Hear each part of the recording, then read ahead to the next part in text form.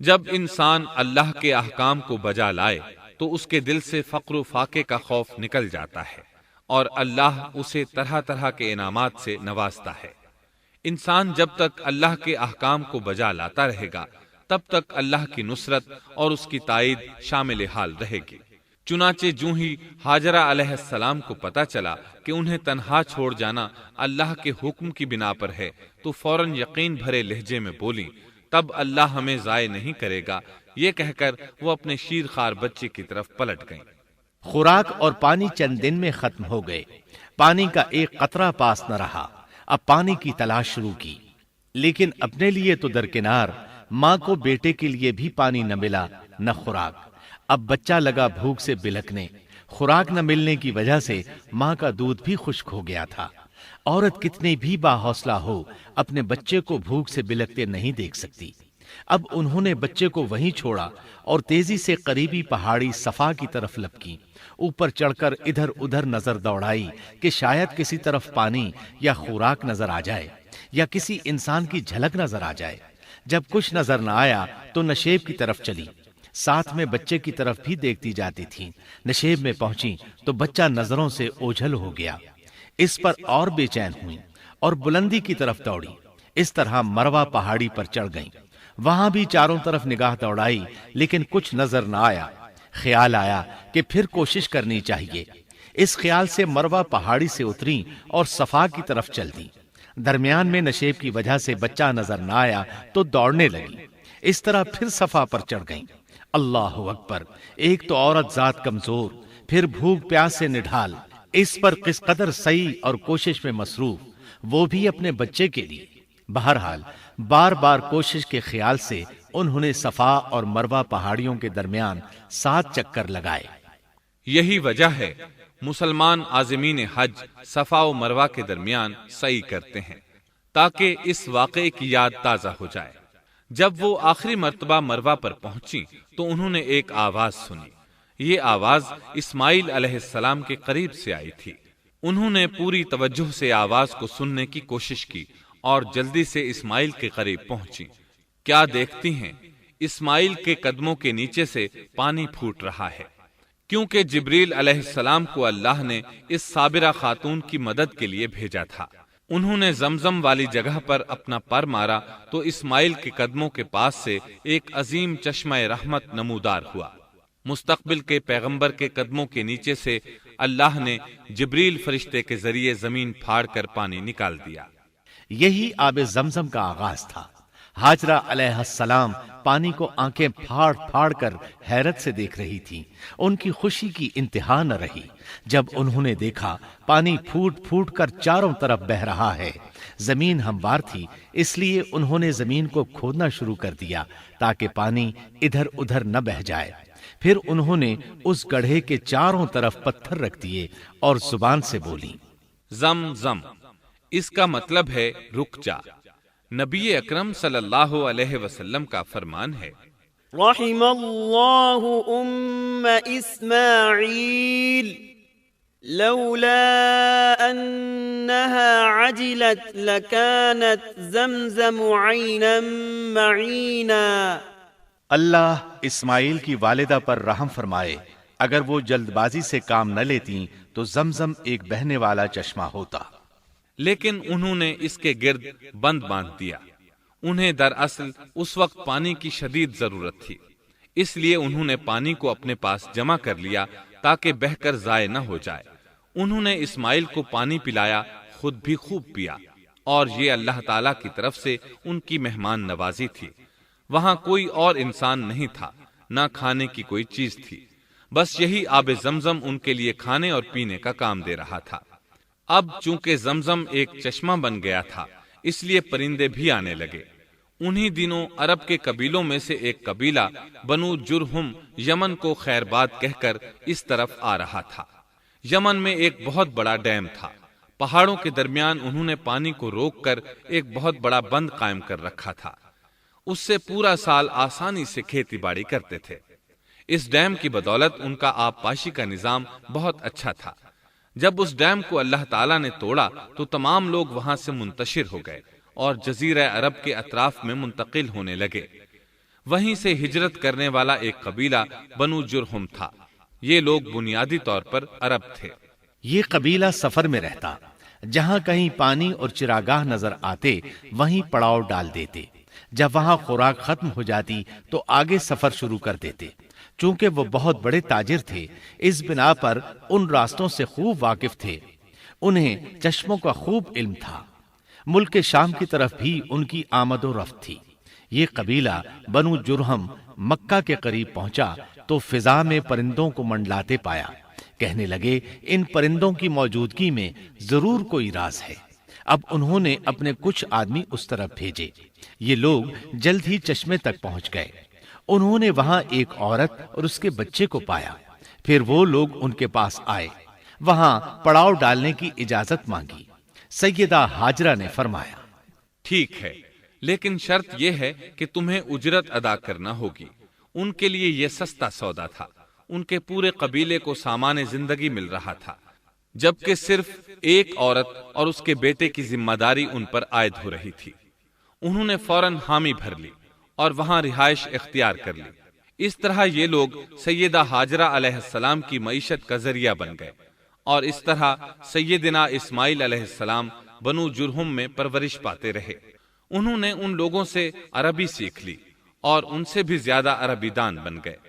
فصاحت اور بلاغت سے عربی میں بات چیت کرنے لگے۔ پھر ان کی اس قبیلے میں شادی ہو گئی۔ ان کی اولاد سے عرب قوم کا آغاز ہوا۔ انہی میں سے سرور کائنات محمد صلی اللہ علیہ وسلم کی ولادت باسعادت ہوئی۔ بنو جرہم کی آمد اور آبادی ابراہیم علیہ السلام کی دعا کا نتیجہ تھی۔ جب انہوں نے اپنی بیوی اور بچے یعنی دو کمزور انسانوں کو اس ویران جگہ چھوڑا تھا تو یہ دعا مانگی تھی، ربنا انی اسکنت من ذریتی بواد غیر ذی زرع عند بیتک المحرم۔ اے ہمارے پروردگار، میں نے اپنی کچھ اولاد اس بے آباد جنگل میں تیرے حرمت والے گھر کے پاس بسائی ہے۔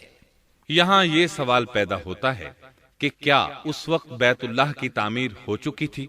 درست بات یہ ہے کہ اس وقت خانہ کعبہ کی تعمیر نہیں ہوئی تھی۔ پھر سوال پیدا ہوتا ہے کہ کیا ابراہیم علیہ السلام کے زمانے سے پہلے اس کی تعمیر ہو چکی تھی یا صرف جگہ ہی معروف تھی؟ اس بارے میں دو طرح کی روایات ہیں۔ بعض میں آتا ہے کہ صرف اس کی جگہ معروف تھی، اور بعض میں ہے کہ ابراہیم علیہ السلام سے پہلے شیس علیہ السلام نے اس کو تعمیر کیا تھا، اور وہ گردش ایام کے ساتھ ساتھ منہدم ہو کر ختم ہو گیا۔ لیکن بہرحال اس کی جگہ معلوم تھی، اور وہی پہلا گھر تھا، جیسا کہ اللہ نے خبر دی ہے۔ ان اول بیت وضع للناس للذی ببکۃ مبارکا وہدی للعالمین۔ اللہ تعالیٰ نے پہلا گھر جو لوگوں کے لیے مقرر کیا تھا وہی ہے جو مکہ میں ہے، اور وہ پوری دنیا کے لیے برکت اور ہدایت والا ہے۔ ابراہیم علیہ السلام نے اللہ تعالیٰ سے یہ دعا مانگی تھی، ربنا انی اسکنت من ذریتی بواد غیر ذی زرع عند بیتک المحرم ربنا لیقیموا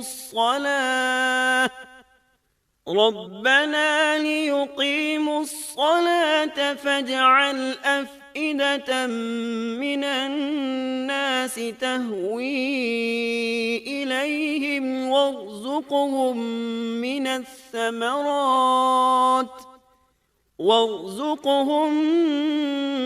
الثمرات لعلهم يشكرون۔ اے ہمارے پروردگار، میں نے اپنی کچھ اولاد اس بے کھیتی کے جنگل میں تیرے حرمت والے گھر کے پاس بسائی ہے۔ اے ہمارے پروردگار، یہ اس لیے کہ وہ نماز قائم کریں، پس تو کچھ لوگوں کے دلوں کو ان کی طرف مائل کر دے اور انہیں پھلوں کی روزیاں عطا فرما تاکہ یہ شکر گزاری کریں۔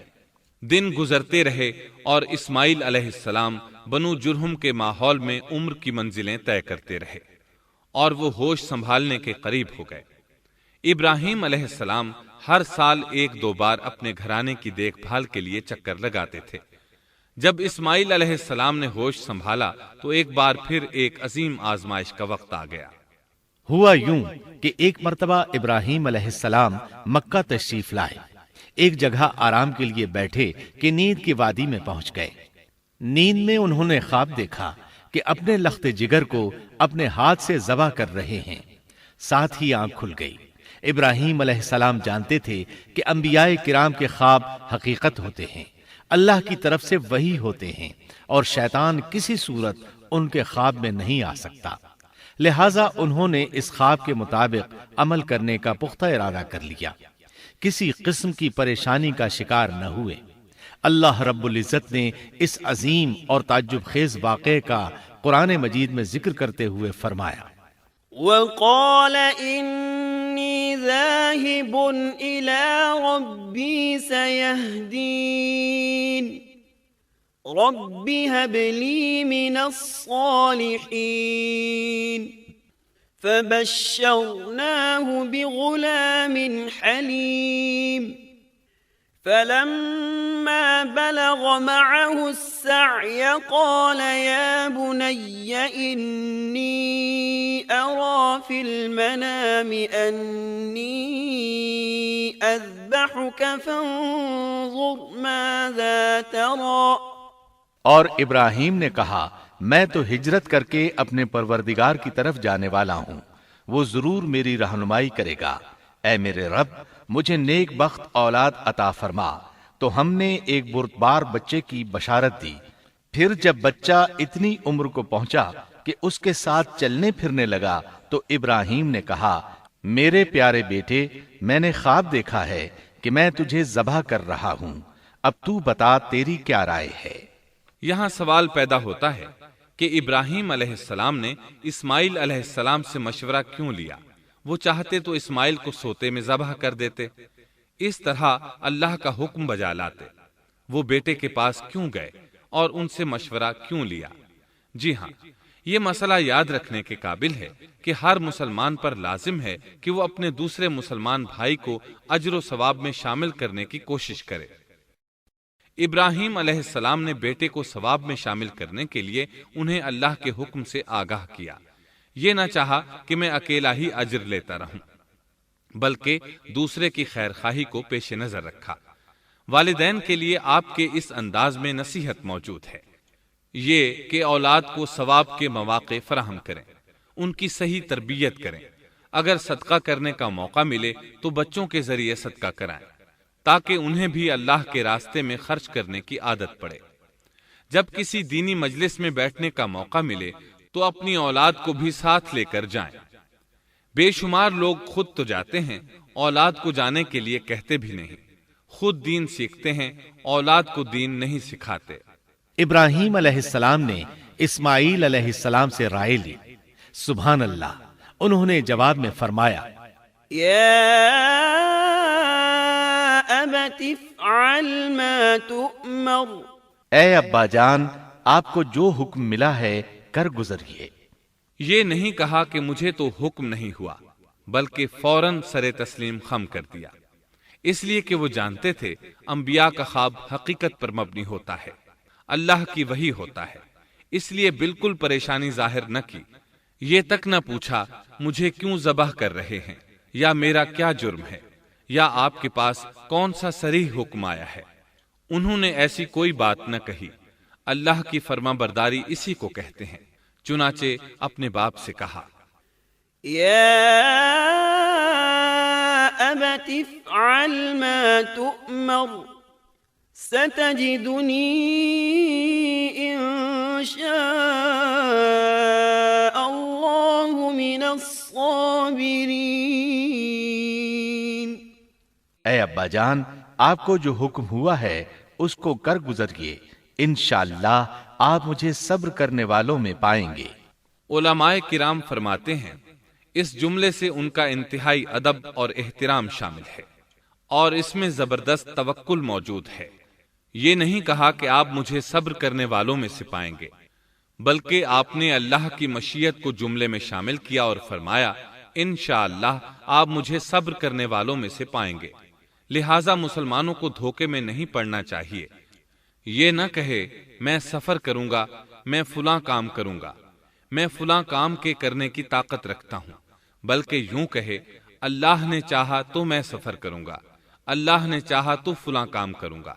اپنے علم اور طاقت کے دھوکے میں پڑنا سراسر نادانی ہے۔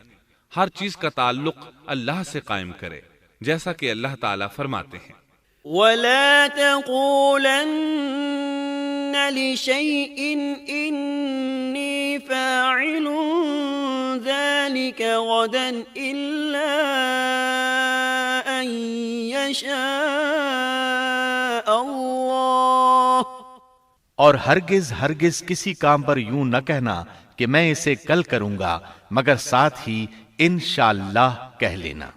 اپنی زبان کو اللہ کے ذکر سے سجا کر رکھو اور ہمیشہ اپنے معاملات کو اللہ کی طرف لوٹاؤ۔ بہرحال باپ بیٹا دونوں ہی مصمم ارادے کے ساتھ اللہ کا حکم پورا کرنے کے لیے پیش ہو گئے۔ اسماعیل علیہ السلام نے اپنے والد محترم سیدنا ابراہیم علیہ السلام سے کہا جب آپ مجھے ذبح کرنے لگیں تو میری پیشانی کو زمین پر رکھ دیجیے گا تاکہ آپ کو میرا چہرہ نظر نہ آئے اور کہیں آپ کے ہاتھ رک نہ جائیں، چہرہ دیکھ کر آپ پر شفقت پدری غالب نہ آ جائے۔ اب ابراہیم علیہ السلام نے بیٹے کی پیشانی پکڑ کر زمین پر لٹا دیا، جیسا کہ اللہ تعالیٰ نے فرمایا فلما أسلما وتله للجبين جب دونوں مطیع ہو گئے اور ابراہیم نے اسے پیشانی کے بل لٹا دیا۔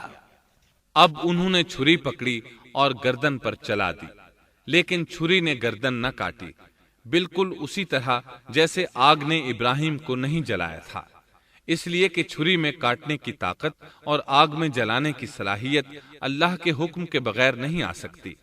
اللہ نے دونوں سے یہ طاقتیں سلب کر لیں۔ اب ابراہیم زور لگا رہے ہیں، ادھر اسماعیل علیہ السلام کہہ رہے ہیں ابا جان جلدی کیجئے، چھری چلائیے۔ اللہ تعالیٰ نے اس واقعے کا ذکر یوں فرمایا ہے فلما أسلما وتله للجبين جب وہ دونوں مطیع ہو گئے اور ابراہیم نے اسے پیشانی کے بل لٹا دیا۔ اس مطیع ہونے سے مراد اللہ کے حکم کو نافذ کرنا ہے۔ اب ظاہر ہے مطیع تو وہ پہلے بھی تھے، لیکن یہاں اسلما یعنی مطیع ہونے سے مراد کامل اسلام ہے۔ نہایت واضح اور حقیقی اسلام مراد ہے، اس لیے کہ کامل اسلام وہی ہوتا ہے جس میں بغیر کسی تردد اور توقف کے اللہ کے امر اور نہی کی تصدیق کی جائے۔ یہ تھا حقیقی اسلام۔ ہاں تو چھری چلتی رہی، گلا نہ کٹا، اس لیے کہ امتحان اور آزمائش کی تکمیل ہو چکی تھی۔ یہ بات ثابت ہو چکی تھی کہ اللہ کا حکم نافذ کرنے میں دونوں پوری طرح کوشاں ہیں۔ اللہ تعالیٰ بھی فرما برداری ہی کا صلہ عطا فرماتے ہیں۔ چنانچہ آواز آئی قد صدقت الرؤيا إنا كذلك نجزي المحسنين إن هذا لهو البلاء المبين ہم نے اسے پکارا، اے ابراہیم تو نے خواب کو سچ کر دکھایا، یقیناً ہم اسی طرح نیکوکاروں کو جزا دیا کرتے ہیں۔ یقیناً یہ ایک کھلی آزمائش تھی۔ تاریخ کا ایک عظیم ترین امتحان اور کڑی آزمائش دنیا کو آج بھی حیرت میں ڈال دیتی ہے۔ کون ہے جو بیٹے کو ذبح کرنے پر تیار ہو جائے، خاص طور پر اس صورت میں جب اولاد بھی اکلوتی ہو، جس کی وجہ سے 86 سال کے بعد آنگن میں بہار آئی ہو۔ پھر اس کی قربانی کا بھی واضح حکم نہیں دیا گیا تھا، اشارتاً خواب میں رہنمائی کی گئی تھی۔ آپ کہہ سکتے تھے یہ قتل اور سنگین جرم ہے، کہہ سکتے تھے اپنے بیٹے کو کس جرم میں قتل کروں، لیکن آپ نے بغیر کسی تعامل کے سر تسلیم خم کر دیا اور اس عظیم امتحان میں کامیاب ہوئے۔ اللہ فرماتے ہیں وإبراهيم الذي وفى اور ابراہیم وہ ہیں جنہوں نے وفاداری کی۔ اس آیت میں یہ نہیں بتایا گیا کہ کس چیز میں وفاداری کی، اس لیے کہ وہ تو ہر معاملے میں مکمل طور پر وفاداری کا مظاہرہ کر چکے تھے۔ آگ میں ڈالے جانے والا معاملہ، بیوی اور بچے کو لق و دق میدان میں چھوڑ آنے کا معاملہ، پھر ذبح کا امتحان، تعمیر بیت اللہ کی مشقت، غرض ہر معاملے میں وفادار تھے، حتیٰ کہ اپنا مال اللہ کے راستے میں خرچ کرنے میں اس قدر وفادار کہ ابو زیفان کے لقب سے مشہور ہو گئے۔ اس کا معنی ہے مہمان نواز۔ کسی مہمان کو دسترخوان پر اپنے ساتھ بٹھائے بغیر ایک لقمہ نہیں کھاتے تھے، باہر نکلتے مہمان تلاش کرتے، پھر اس کے ساتھ مل کر کھانا کھاتے، مہمان نہ ملتا تو سخت غمگین ہو جاتے۔ اس طرح انہوں نے اللہ کے ہر حکم کی پاسداری کی۔ ذبح والے اس امتحان کا اللہ نے انہیں کیا صلہ دیا؟ اللہ فرماتے ہیں وَفَدَيْنَاهُ بِذِبْحٍ عَظِيمٍ، ہم نے اسے عظیم ذبیحے کا بدلہ عطا کیا۔ ہاں تو ہم بتا رہے تھے چھری نے گلا نہ کاٹا۔ ایسے میں ابراہیم علیہ السلام نے ایک آواز سنی، آواز پیچھے سے آئی تھی۔ انہوں نے مڑ کر دیکھا، جبریل علیہ السلام نظر آئے۔ وہ آسمان سے ایک مینڈھا لے کر آئے تھے، دنیا کے مینڈھوں میں سے نہیں بلکہ جنت کا مینڈھا لائے تھے۔ سیدنا عبداللہ بن عباس رضی اللہ عنہما سے روایت ہے کہ وہ مینڈھا جنت میں 40 سال تک چرتا رہا۔ سفید رنگ، کشادہ آنکھوں، خوبصورت سینگوں والا حسین و جمیل مینڈھا تھا۔ بہرحال یہ ابراہیم علیہ السلام کی وفاداری کا بدلہ تھا جو اسماعیل علیہ السلام کے فدیے میں دیا گیا، اور پوری امت مسلمہ کے لیے حکم ہو گیا کہ اللہ کی رضا کے لیے قربانی اور ہدی پیش کرتے رہیں۔ کعبے کے پاس حرم الہی میں ہر سال یہ سنت ادا کی جاتی ہے، اور ان کے ساتھ ساتھ پوری زمین کے تمام خطوں پر بسنے والے مسلمان بھی اس عظیم فرمانبرداری کی علامت کے طور پر قربانیاں پیش کرتے ہیں۔ مینڈھے کے ذکر کا مطلب یہ ہے کہ ہم سنت ابراہیمی پر گامزن ہو جائیں۔ یہ مینڈھا ہمیں اللہ کے لیے قربانی کا سبق دیتا ہے۔ ہمیں چاہیے سنت ابراہیمی کی اقتدا کرتے ہوئے ہم اپنی جانوں، اپنی اولاد اور اپنے مالوں کو اللہ کی راہ میں قربان کرنے کے لیے تیار ہو جائیں۔ اللہ تعالیٰ فرماتے ہیں وَفَدَيْنَاهُ بِذِبْحٍ عَظِيمٍ وَتَرَكْنَا عَلَيْهِ فِي الْآخِرِينَ سَلَامٌ عَلَىٰ إِبْرَاهِيمَ كَذَلِكَ نَجْزِي الْمُحْسِنِينَ إِنَّهُ مِنْ عِبَادِنَا الْمُؤْمِنِينَ۔ اور ہم نے اسے عظیم ذبیحہ عطا کیا، اور ہم نے اس کا پچھلوں میں ذکر خیر چھوڑا۔ سلامتی ہو ابراہیم پر۔ اسی طرح ہی ہم نیکوکاروں کو جزا دیتے ہیں، یقیناً وہ ہمارے مخلص بندوں میں سے تھا۔ اور اسی طرح اللہ فرماتے ہیں وَبَشَّرْنَاهُ بِإِسْحَاقَ نَبِيًّا مِّنَ الصَّالِحِينَ، اور ہم نے اسے نیکوکار نبی اسحاق کی ولادت کی خوشخبری سنائی۔ یہ خوشخبری فلسطین کی طرف واپس لوٹنے کے بعد سنائی گئی۔ ایک اکلوتے بیٹے کی قربانی کے لیے تیار ہو جانے کے صلے میں اور سارہ علیہ السلام کی عظمت اور تکریم کے مد نظر اللہ تعالی نے اسحاق کی خوشخبری سنا دی۔ یہ آیت ذبح کے واقعے کے بعد اللہ تعالی نے ذکر فرمائی ہے، اس لیے معلوم ہوا پچھلی آیات میں اسحاق کے علاوہ کسی اور بیٹے کا ذکر ہوا ہے، اور وہ اسماعیل علیہ السلام ہی تھے، جبکہ یہودی روایات میں اسحاق علیہ السلام کو ذبیح قرار دیا جاتا ہے۔ یہ بالکل غلط ہے۔ ذبح کے واقعے کے بعد اسحاق علیہ السلام کی بشارت مل رہی ہے، پھر بھلا وہ پیدا ہونے سے پہلے ہی ذبیح کیسے بن گئے؟ اس لیے یہ قطعی بات ہے کہ اسماعیل علیہ السلام ہی ذبیح ہیں۔ اس کے کئی اور بھی دلائل ہیں جن کے ذکر کرنے کا یہاں موقع نہیں۔ بہرحال اس عظیم آزمائش میں بے مثال کامیابی کے بعد ابراہیم علیہ السلام فلسطین آئے اور 120 سال کی عمر میں اسحاق علیہ السلام کی بشارت ملی، جبکہ سارہ علیہ السلام کی عمر 90 سال تھی۔ ان پر بڑھاپا طاری ہو چکا تھا۔ ایسے میں 3 فرشتے آئے، وہ تو قوم لوط کی تباہی کے لیے آئے تھے۔ راستے میں اللہ کے حکم سے ابراہیم علیہ السلام اور ان کی اہلیہ سارہ کو خوشخبری سنائی، اور اس غرض کے لیے وہ انسانی شکل میں آئے تھے۔ ابراہیم علیہ السلام تو پہلے ہی بہت مہمان نواز تھے، انہیں دیکھ کر بہت خوش ہوئے کہ مہمان آ گئے۔ فرشتوں نے انہیں سلام کیا۔ ابراہیم علیہ السلام نے سلام کا جواب دیا۔ وہ حیرت زدہ تھے کہ یہ لوگ ان کی بستی کے رہنے والے تو ہیں نہیں، لیکن ان پر سفر کے نشانات بھی نہیں ہیں، جیسا کہ دور سے چل کر آنے والوں میں ہوتے ہیں، نہ ان کے پاس سواریاں ہیں۔ قرآن مجید میں آتا ہے، قالوا سلاما قال سلام قوم منكرون۔ فرشتوں نے سلام کیا تو ابراہیم نے بھی سلام کیا اور دل میں خیال کیا یہ اجنبی لوگ ہیں۔ پھر وہ اپنی مہمان نوازی کی عادت کے مطابق انہیں اندر لے آئے، ان کے لیے کھانے کا انتظام کیا۔ اللہ تعالیٰ فرماتے ہیں، وَلَقَدْ جَاءَتْ رُسُلُنَا إِبْرَاهِيمَ بِالْبُشْرَى قَالُوا سَلَامًا قَالَ سَلَامٌ فَمَا لَبِثَ أَن جَاءَ بِعِجْلٍ حَنِيذٍ۔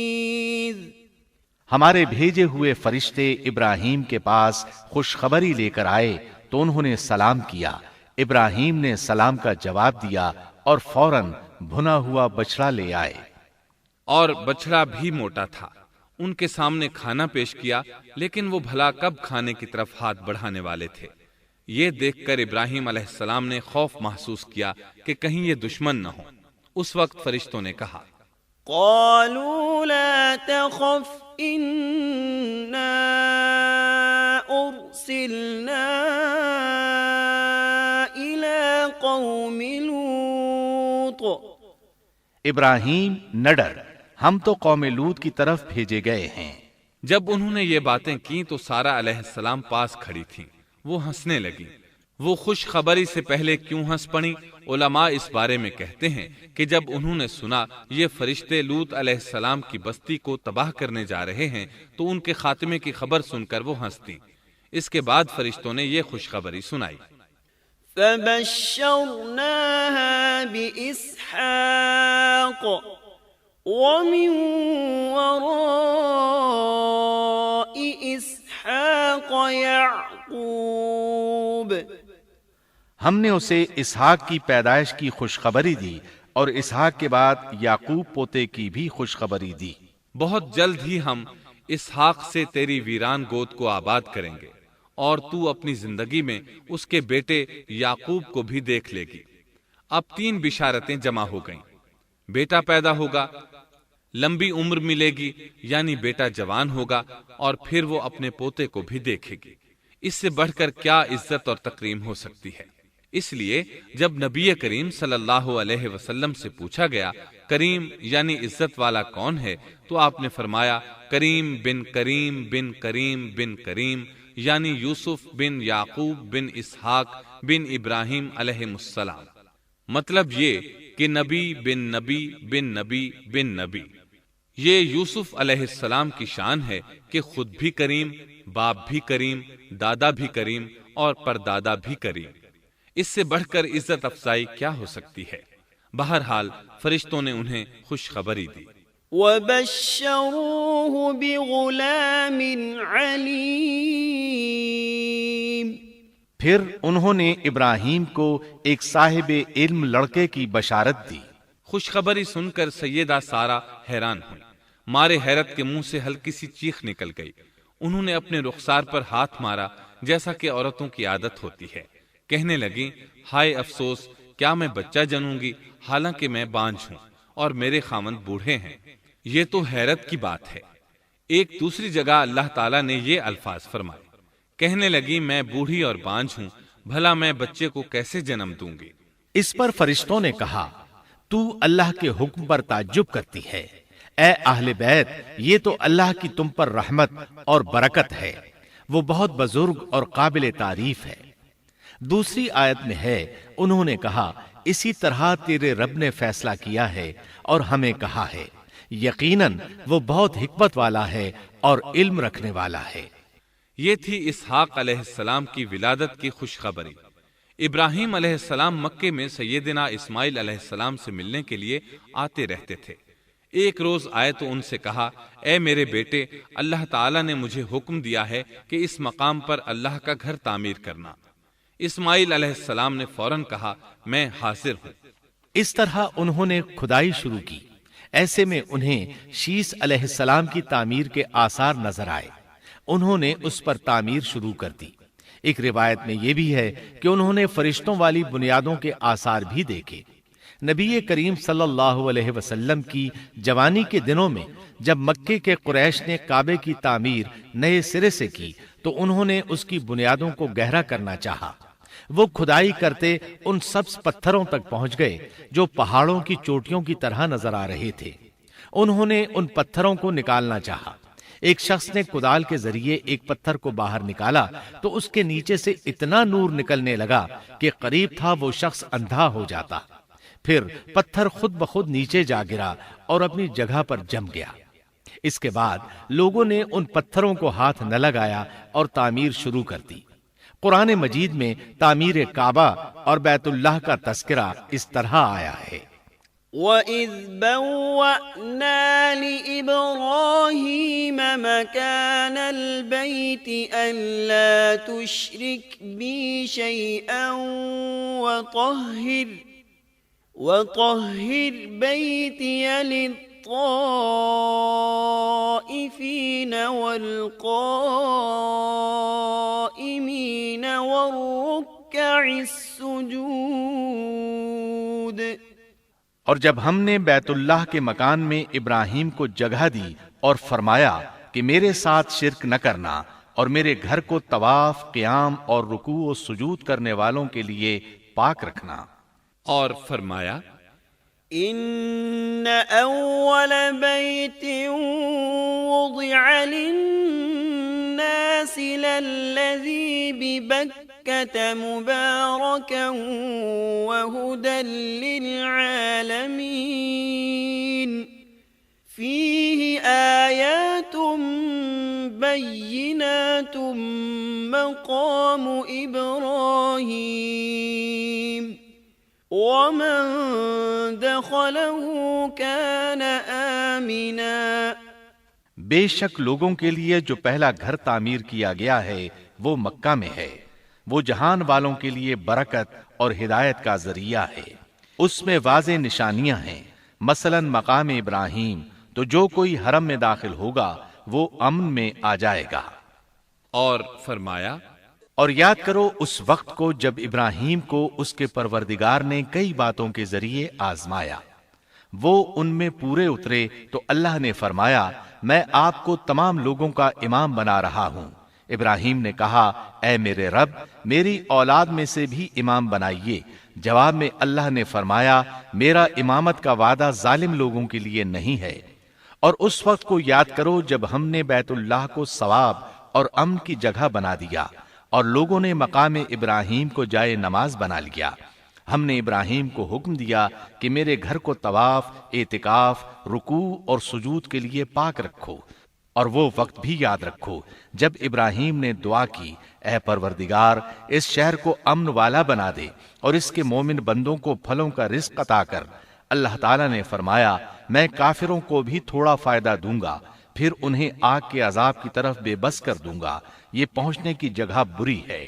اور وہ وقت یاد کرو جب ابراہیم اور اسماعیل بیت اللہ کی بنیادوں کو بلند کر رہے تھے اور دعا مانگ رہے تھے، اے ہمارے رب، ہماری محنت کو قبول فرما، تو دعا کو سننے والا، جاننے والا ہے، اور ہمیں اپنا فرما بردار بنا، ہماری اولاد میں سے بھی ایک فرما بردار گروہ بنا، اور ہمیں عبادت کا طریقہ سکھا اور ہم پر رجوع فرما، کیونکہ تو ہی توبہ قبول کرنے اور رحم فرمانے والا ہے۔ اے ہمارے رب، ان لوگوں میں انہی میں سے ایک رسول بھیج جو ان پر تیری آیات کی تلاوت کرے اور انہیں کتاب و حکمت سکھائے، انہیں پاک کرے، یقیناً تو غالب حکمت والا ہے۔ تعمیر کے دوران جب ابراہیم علیہ السلام اس مقام تک پہنچے جہاں آج حجر اسود ہے تو اللہ تعالیٰ نے جنت سے ایک سفید پتھر بھیجا۔ حدیث میں ہے یہ پتھر نہایت سفید تھا، اب سیاہ ہو گیا ہے۔ انسانوں کی غلطیاں اس کے سیاہ ہونے کا سبب بنی۔ جب دیواریں انسانی قد کے برابر ہو گئیں تو اسماعیل علیہ السلام ایک پتھر لے آئے۔ اب ابراہیم علیہ السلام اس پتھر پر کھڑے ہوئے، وہ ننگے پاؤں تھے۔ اسی وقت پتھر پگھل گیا، ان کے پاؤں اس کے اندر کسی قدر دھنس گئے، پتھر پر ان کے پیروں کے نشانات آ گئے۔ اسی پتھر کو آج مقام ابراہیم کہا جاتا ہے۔ پہلے یہ پتھر بیت اللہ کی دیواروں کے ساتھ رکھا گیا تھا۔ جب لوگ طواف کے لیے آتے تو سیدنا ابراہیم کے پیروں کے نشانات دیکھنے کے لیے یہاں ہجوم ہو جاتا۔ اس طرح طواف کرنے والوں کو دقت کا سامنا ہوتا۔ سیدنا عمر رضی اللہ عنہ نے صحابہ کرام کے مشورے سے اس پتھر کو اس جگہ سے قدرے ہٹا کر نماز کی صفوں کے قریب کر دیا تاکہ طواف کرنے والوں کو دقت نہ ہو۔ یہ مقام بہت مقدس ہے۔ اللہ نے فرمایا ہے وَاتَّخِذُوا مِن مَّقَامِ إِبْرَاهِيمَ مُصَلًّى، تم مقام ابراہیم کو جائے نماز مقرر کر لو۔ مقام ابراہیم کے قریب اس کے پیچھے ہو کر نماز پڑھنے کا موقع مل جائے تو لازماً وہاں 2 رکعت ادا کیا کرو۔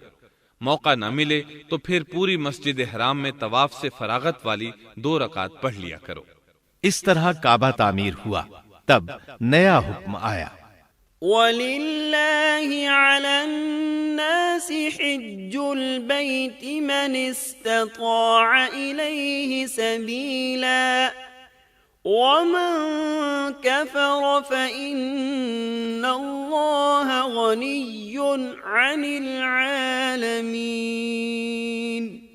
لوگوں میں جو استطاعت رکھے اس پر اللہ کے لیے حج بیت اللہ فرض ہے، اور جو شخص جان بوجھ کر اعراض کرے تو اللہ جہانوں سے بے نیاز ہے اور اسے اس کی کوئی پرواہ نہیں۔ ادھر ابراہیم علیہ السلام کو اللہ تعالیٰ کی طرف سے اشارہ ہوا، وَأَذِّن فِي النَّاسِ بِالْحَجِّ، لوگوں میں حج کا اعلان کر دیں۔ ابراہیم علیہ السلام کہنے لگے، اللہ میری آواز بھلا کس کس تک پہنچے گی؟ جواب آیا، آپ کے ذمے آواز لگانا ہے، پہنچانا ہمارا کام ہے۔ چنانچہ آپ عرفات کے ایک پہاڑ پر چڑھے اور آواز لگائی، لوگو بیت الحرام کا حج کرو۔